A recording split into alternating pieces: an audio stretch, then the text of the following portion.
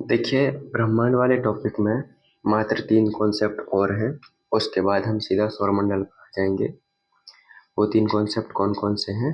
एक नक्षत्र, तारामंडल और ध्रुव तारा। तीनों का बारी-बारी से एक छोटे से सेशन में अध्ययन कर लेते हैं। सीधे क्वेश्चन पूछे जाते हैं यहाँ से डायरेक्ट, तो बहुत ज़्यादा कुछ इसमें है भी नहीं। देखिए, नक्षत्र क्या है? इंग्लिश शब्द ध्यान रखिएगा, एस्टेरिज्म। क्योंकि नक्षत्र और तारामंडल में आपको कंफ्यूजन मिलेगा पेपर में, ठीक है? इसलिए ज़रूरी है कि आप इसका जो इंग्लिश का शब्द है वो याद रखें। तो नक्षत्र को इंग्लिश में क्या और बोलते हैं? एस्टेरिज्म। नक्षत्र होता क्या है कि निश्चित आकृति में व्यवस्थित तारों का समूह। यानी जब आप आसमान में देखते हैं और मान लीजिए कि आप आसमान में कोई कुछ तारों को मिलाकर एक निश्चित आकृति बना लेते हैं, कुछ भी आपको लगता है कि हाँ ये एक ऐसी आकृति बन रही है जो हमारी धरती पर किसी भी चीज से मिलती जुलती है, तो वो एक ऐसी निश्चित आकृति बना दें तो उसको हम उन तारों के समूह को क्या बोल देते हैं? नक्षत्र बोल देते हैं, यानी एस्ट्रिज्म बोल देते हैं। तो क्लियर है? देखिए ऐसे, जैसे ये देखो बत्तख जैसा बन रहा है ना, इसको मघा नक्षत्र बोलते हैं। और ये देखो एक कैसा ही बनना है, ये देखो इंसानों जैसा बनना है, इसको पुनर्वसु नक्षत्र बोलते हैं।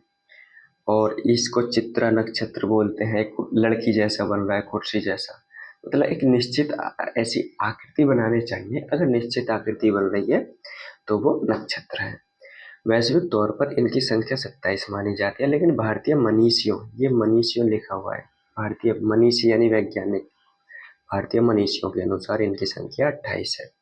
और जो 28 एक्स्ट्रा भारतीय मनीषी मानते हैं उसका नाम है अभिजीत। आकाश में ये पृथ्वी के चतुर्दिक यानी चारों ओर स्थित होते हैं और आप इन्हें रात में देख भी सकते हैं। यहाँ कुछ एग्जाम्पल लिखे हैं, जैसे चित्रा, हस्त, हस्ता, विशाखा, श्रवण, धनिष्ठा, मघा, आद्रा, अनुराधा, रोहिणी। आप थोड़ा एक बार बस इन पर नजर डाल लीजिए, बाकी कुछ नहीं। और नक्षत्र से जुड़ा हुआ एक कॉन्सेप्ट है नक्षत्र दिवस का।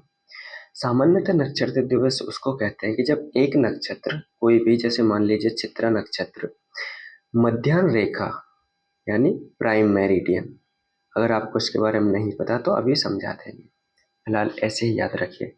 मध्याह्न रेखा के ऊपर से उत्तरोत्तर यानी लगातार 2 बार गुजर जाए तो इनके बीच के समय को क्या कहा जाएगा? नक्षत्र दिवस। देखिए, जैसे ये मध्याह्न रेखा है और मान लीजिए चित्रा नक्षत्र अभी यहाँ से गुजरता है एक बार, और फिर कुछ समय बाद फिर से यहाँ से गुजरता है एक ही जगह से। तो ये जो समय होगा ना, इन 2 बार गुजरने के बीच का समय जो होगा, यही कहलाएगा नक्षत्र दिवस। इसको ऐसे समझिए कि ब्रह्मांड में, मतलब आकाश में स्थित कोई भी नक्षत्र, मान लीजिए ये एक नक्षत्र है और हम पृथ्वी से आकाश में एक बिंदु यहाँ निश्चित कर लेते हैं कहीं भी। यहाँ मध्याह्न रेखा लिखा हुआ है, लेकिन हमने मान लिया अपने सर के ऊपर कोई भी एक बिंदु निश्चित कर लिया, ठीक। अब ये एक बार यहाँ से आपको दिखेगा, ठीक, और कुछ समय पश्चात आपको ये यहीं पर द्वारा दिखेगा। तो ये द्वारा दिखने में इसको जितना समय लगता है, इसी को बोलते हैं नक्षत्र दिवस। ये इसकी टेक्निकल भाषा है कि मध्याह्न रेखा के ऊपर से उत्तरोत्तर यानी लगातार 2 बार गुजरने के बीच का समय जो होता है उसको नक्षत्र दिवस कहते हैं। ये पृथ्वी के घूर्णन से जुड़ा हुआ है, यानी कि जैसे कोई भी चीज आसमान में तो एक जगह पर स्थिर है, यानी कि आप तो पृथ्वी पर स्थिर है ना, तो जैसे आप घूम कर आएंगे तो आपको वो चीज वहीं दिखाई देगी। तो इसमें इतना ही समय लगता है जितना पृथ्वी को अपने घूर्णन में लगता है, यानी कि 23 घंटे 56 मिनट का ही एक नक्षत्र दिवस होता है, जो पृथ्वी के घूर्णन के बराबर ही होता है। तो नक्षत्र क्लियर है? आपसे इतना डिटेल में कुछ नहीं पूछने वाले, सिर्फ एक लाइन में ये पूछा जाएगा कि नक्षत्र क्या होता है। निश्चित आकृति में व्यवस्थित तारों का समूह नक्षत्र कहलाता है। संख्या कितनी है? 27, भारतीयों के अनुसार 28। और नक्षत्र दिवस का कि एक ही स्थान से, जो स्थान मान लीजिए मध्य रेखा है, वहां से 2 बार गुजरने के बीच का समय नक्षत्र दिवस है। कितना होता है वो? 23 घंटे 56 मिनट। तारामंडल पर आ जाते हैं। तारामंडल क्या है कि ये ऑफिशियली डिफाइंड रीजन होता है, यानी कि आधिकारिक तौर पर परिभाषित क्षेत्र होता है किसका, आकाश का, विद प्रिसाइज बाउंड्री, जिसकी सीमाएं एकदम पहले से निर्धारित है, और जिसको IAU यानी कि इंटरनेशनल एस्ट्रोनॉमिकल यूनियन, हिंदी में अंतर्राष्ट्रीय खगोलीय संघ द्वारा निर्धारित किया जाता है। एक बार में समझिए, अंतर्राष्ट्रीय खगोलीय संघ द्वारा निर्धारित आकाश का ऐसा परिभाषित क्षेत्र जिसकी निश्चित सीमाएं होती हैं, ये टेक्निकल डेफिनेशन है, समझ गए। तो क्या है, मतलब देखिए ऐसे समझिए कि जैसे पूरा आकाश है ना जो आपको दिखता है, उसको कुछ सेक्शंस में बांट लिया गया है। क्यों?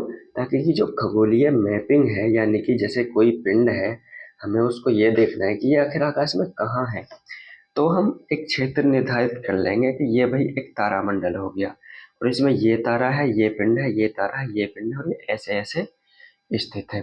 तो उनकी जो लोकेशन है उसको निर्धारित करना, उनकी मैपिंग करना थोड़ा सा क्या हो जाता है, आसान हो जाता है। हमने भी तो पृथ्वी को भाई बहुत सारे महाद्वीपों में बांट लिया है ना, जैसे एशिया महाद्वीप है, और अमेरिका महाद्वीप है, अफ्रीका महाद्वीप है। हमें इनके नाम क्यों रखे, ऐसे ही रहने देते हम भी पृथ्वी। तो इसी तरह हमने स्पेस को बांट लिया, किसमें, कॉन्स्टिलेशन में। तो कॉन्स्टिलेशन क्या है, स्पेस के महाद्वीप टाइप, अंतरिक्ष के महाद्वीप, ठीक है। तो ताकि उनका अध्ययन आसान हो सके। अब समझ गए, एग्जाम्पल से अच्छा समझे होंगे।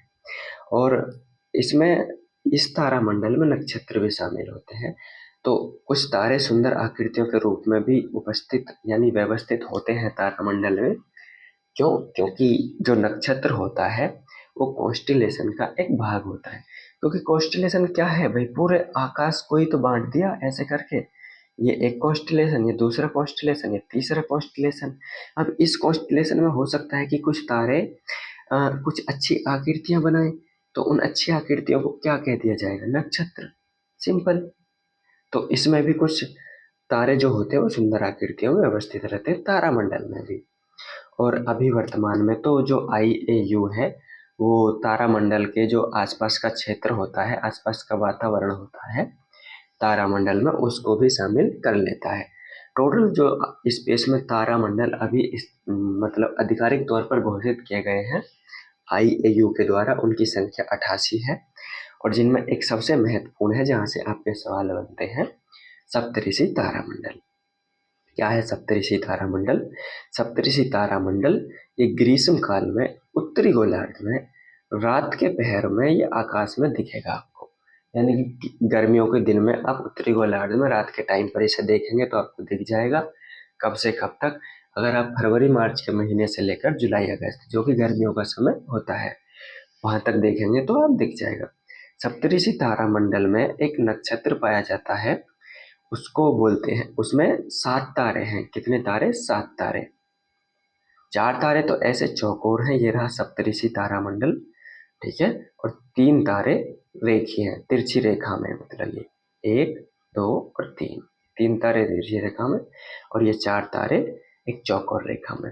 जो वेस्टर्न कंट्रीज हैं, इस तारामंडल को पूर्सा मेजर, ग्रेट बियर और बिग डीपर के नाम से भी जाना जाता है। ये 3 इसके अलग अलग नाम हैं। जैसे मैंने आपको बताया ना कि ये कॉन्स्टलेशन की डेफिनेशन है।